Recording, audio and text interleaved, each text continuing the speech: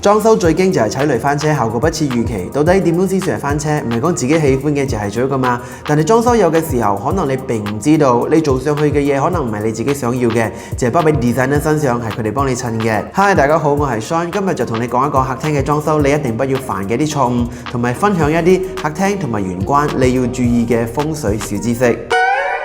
第一，家私太大，呢個係好多人都會犯嘅一個錯誤，諗住大梳化會顯得屋企高貴，坐上去更寬敞舒服，仲要有埋 L 型轉角、designer 茶几，仲有一個大嘅電視櫃。結果呢啲家私放入半個客廳就冇咗，只係留翻好細嘅 walkway， 睇似好實用，應該冇咁嘅必要，但更多嘅時候係浪費咗我哋客廳嘅空間，擋住動線，令客廳變細變窄。特別係似我哋而家 KL 嘅地方，放一個 square feet 要成700溝，成500千嘅單位，唔好將客廳堆得滿滿，浪費咗個空間。合適嘅尺寸先係最好。唔揀太大梳化，就揀3人位嘅直排梳化，6尺左右。梳化兩邊就預留60至80嘅空間，攞嚟放燈具或者係 corner table。中間嘅茶几都唔好揀好大好爆機嗰種，最好就係底部留空，咁睇起嚟客廳會更闊落。然後再配搭一啲綠植擺件插畫，令客廳入邊嘅嘢更豐富、更有層次，而唔係用幾件大嘅家私將客廳堆得好悶。